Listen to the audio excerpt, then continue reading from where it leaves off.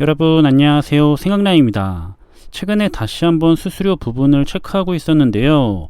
보통 투자 설명서를 직접 확인하거나 아니면 금융투자협회 전자공시 서비스를 이용하라고 하던데, 그래서 저는 그동안 투자 설명서를 직접 확인만 했었다가 이 금융투자협회 전자공시 서비스에서는 매매와 중개 수수료율까지 나타내 주기 때문에 더 정확하다는 의견들이 있어서 다시 한번 체크를 진행해 보았고요.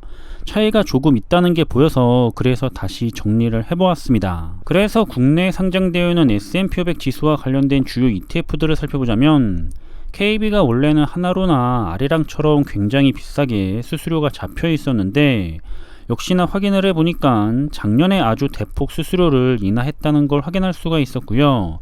그래서 현재는 실제 수수료가 0.1443%로 6월 20일을 기준으로 가장 낮은 실제 수수료를 보이고 있었습니다. 반대로 하나로와 아리랑 ETF는 상대적으로 굉장히 높은 수수료를 여전히 보이고 있다는 것도 확인을 할 수가 있고요.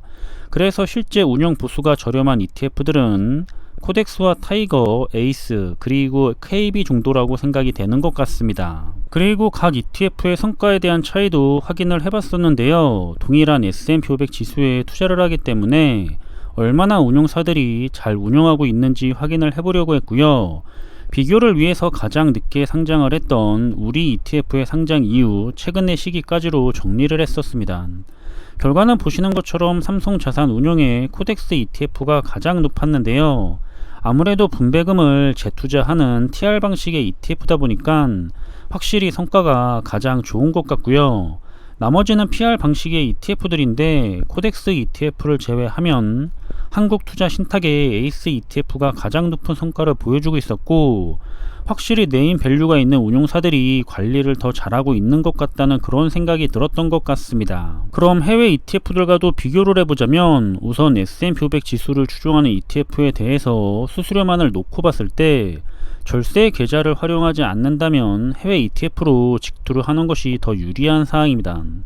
하지만 반대로 절세 계좌를 활용한다면 세금 혜택이 워낙에 좋기 때문에 국내 ETF로 투자를 하는 것이 더 좋을 것으로 생각이 되고요.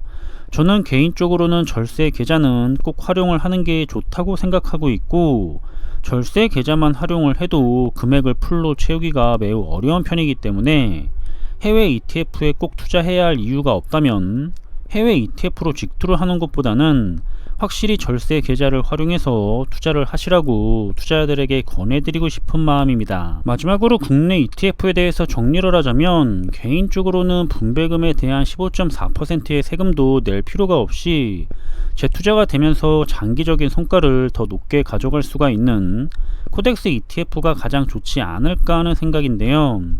자신이 분배금은 받을 필요가 없고 세금 손해 없이 재투자를 자동으로 해줘서 장기적으로 더 높은 성과를 원한다면 코덱스 ETF로 투자를 하시면 좋을 것 같고, 나는 분배금에 대한 세금 15.4%를 내더라도 꼭 분배금을 받아야겠다라는 투자자분이시라면 타이거나 에이스 그리고 KB스타의 ETF로 투자를 진행하시면 될 것 같습니다. 그리고 수수료는 전혀 중요하지 않다라고 하시는 그런 투자자분들도 간혹 계시는데요.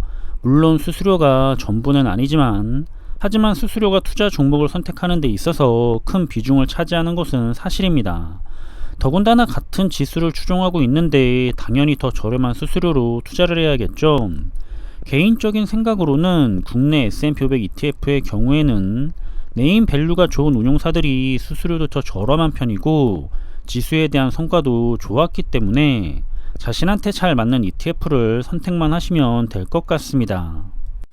한번 이런 실제 수수료 부분을 주기적으로 항상 잘 확인을 하시고, 기존에 투자한 수량에 대해서는 성과가 이미 많이 올라가 있다면 굳이 정리할 필요는 없겠지만, 성과가 그렇지 않거나 또는 앞으로 추가 매수 수량에 대해서는 이렇게 수수료가 저렴한 ETF 쪽으로 적립식 투자를 진행하는 것이 더 좋지 않을까 하는 생각을 전달해 보고 싶습니다. 다음에는 나스닥 100 ETF와 반도체 ETF 그리고 우량주 ETF에 대해서 전반적으로 다시 한번 정리를 해 보겠고요.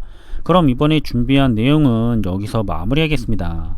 저는 다음에 더 좋은 정보들을 가지고 다시 찾아뵙겠습니다. 감사합니다.